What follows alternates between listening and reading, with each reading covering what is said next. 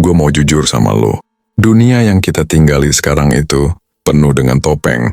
Kadang, apa yang lo lihat di depan rumah, di unggahan media sosial, atau saat tetangga lo lewat depan rumah sambil senyum tipis, itu bukan realita yang sebenarnya. Lo mungkin sering melihat pasangan suami istri yang kelihatannya adem ayem, tapi lo tidak pernah tahu apa yang terjadi saat lampu ruang tamu mereka sudah mati. Ada sebuah fenomena gelap yang jarang dibahas secara terbuka, tapi nyata adanya. Ini bukan soal nafsu recehan, tapi soal kekosongan jiwa yang sudah mencapai titik terendah. Pernah tidak? Lo merasa ada tatapan yang sedikit berbeda dari istri tetangga lo? Atau mungkin ada interaksi yang durasinya terasa sedikit lebih lama dari biasanya? Hati-hati, karena di balik keramahan itu, bisa jadi ada sinyal minta tolong yang terselubung. Dia bukan sedang mencari masalah, tapi dia sedang mencari validasi yang sudah lama mati di tangan suaminya sendiri. Kalau lo tidak punya pemahaman psikologi yang kuat, lo bisa terjebak dalam drama yang bakal menghancurkan reputasi lo dalam semalam. Hari ini gue akan bedah secara mendalam, dari sudut pandang laki-laki dewasa yang berwibawa, tentang bagaimana ciri-ciri wanita yang mulai berani membuka celah untuk orang luar. Pembahasan ini akan mengubah cara pandang lo dalam membaca situasi sosial dan membuat lo jadi pria yang lebih waspada sekaligus bijaksana. Mari kita masuk ke lapisan pertama, yaitu perubahan gestur yang sangat halus namun konsisten. Lo harus paham bro, bahwa wanita adalah makhluk komunikasi yang sangat kompleks.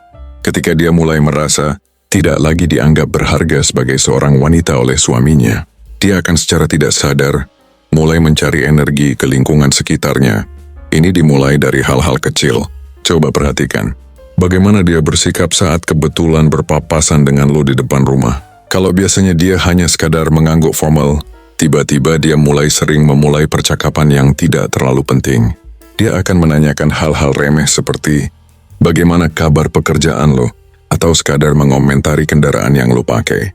Bukan cuma soal kata-kata, tapi perhatikan durasi kontak matanya. Mata itu tidak bisa bohong. Seorang istri yang sudah merasa kering di dalam rumahnya sendiri akan menatap lo sedikit lebih lama dari batas kesopanan biasanya. Ada semacam binar penuh harap yang seolah-olah bertanya, apakah lo memperhatikan keberadaannya sebagai seorang individu?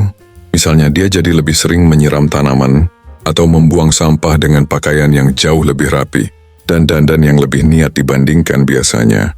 Ini adalah bentuk bawah sadar untuk mendapatkan apresiasi visual yang sudah lama tidak dia dapatkan dari suaminya, yang mungkin sudah terlalu cuek atau terlalu sibuk dengan dunianya sendiri. Dia sedang melempar umpan, dan dia ingin melihat apakah ada laki-laki di lingkungannya yang cukup jeli untuk menangkap sinyal kehausan perhatian tersebut. Setelah sinyal visual dirasa aman, tahap berikutnya adalah komunikasi verbal, yang mulai masuk ke ranah personal. Ini adalah fase yang sangat krusial, dan berbahaya bagi lo kalau lo tidak punya prinsip yang kuat. Istri tetangga yang sudah mulai berani minta jatah perhatian dari luar, biasanya akan menggunakan teknik korban. Dia tidak akan langsung bilang kalau dia suka sama lo. Itu terlalu murah.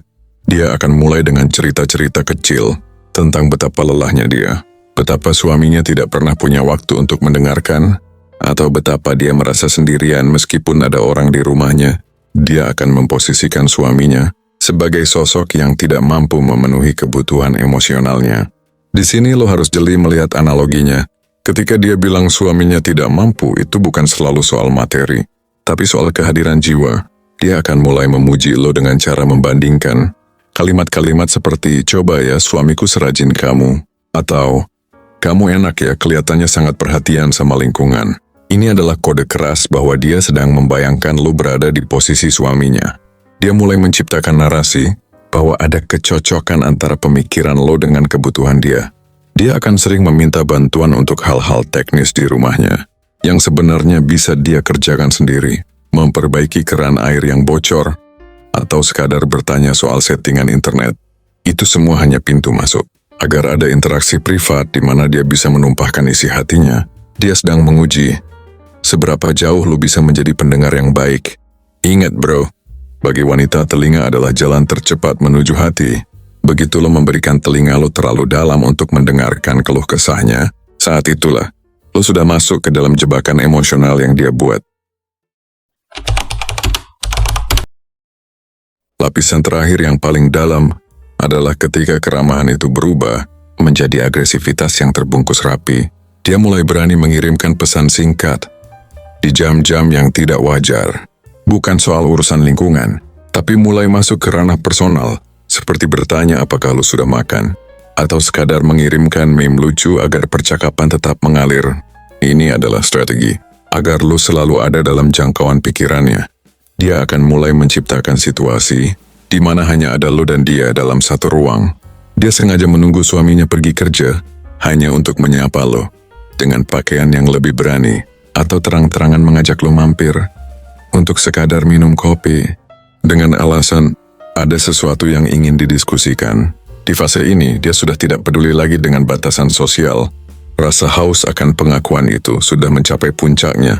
Dia merasa suaminya sudah gagal total, sehingga dia merasa punya pembenaran untuk mencari itu dari laki-laki lain, pria yang dia anggap lebih mampu dan lebih mengerti dia. Perilaku ini sebenarnya adalah bentuk pelarian dari rasa tidak aman yang sangat hebat. Dia ingin membuktikan kepada dirinya sendiri bahwa dia masih punya daya tarik, bahwa dia masih diinginkan, dan bahwa dia masih layak untuk dipuja. Namun sebagai pria yang punya integritas, lo harus sadar, ini adalah racun yang dibungkus madu. Menanggapi permintaan jatah luar seperti ini hanya akan membawa lo ke dalam pusaran masalah hukum, sosial, dan moral. Kepuasan sesaat itu tidak akan sebanding dengan kehancuran yang akan datang. Lo harus mampu membaca pola ini, bukan untuk masuk ke dalamnya, tapi untuk menjaga jarak dan tetap profesional sebagai tetangga yang baik namun berprinsip. Jadi bro, pesan gue buat lo semua yang sedang menonton ini sederhana saja. Kita sebagai laki-laki memang secara alami punya insting untuk menjadi pahlawan, menjadi pelindung saat melihat wanita yang sedang butuh bantuan. Tapi, lo harus bisa membedakan mana bantuan tulus dan mana manipulasi emosional. Seorang pria yang punya kualitas tinggi atau high value man tidak akan pernah membangun kebahagiaannya di atas panggung sandiwara orang lain. Apalagi menghancurkan rumah tangga orang lain hanya karena ego sesaat. Action plan buat lo adalah tetaplah jadi pria yang ramah, namun punya batas yang tegas. Kalau lo melihat ciri-ciri yang gue sebutkan tadi ada pada istri tetangga lo, langkah terbaik adalah jangan memberikan celah untuk interaksi yang terlalu personal. Tetaplah sopan, tapi jangan pernah masuk ke dalam drama curhatan mereka. Fokuslah pada pengembangan diri lo sendiri. Bangun karir lo, bangun fisik lo, dan cari pasangan yang memang tersedia secara status dan emosional buat lo. Jangan jadi pemulung emosional di rumah tangga orang lain. Hidup lo terlalu berharga buat drama-drama murah seperti itu. Gue ingin dengar pendapat lo di kolom komentar.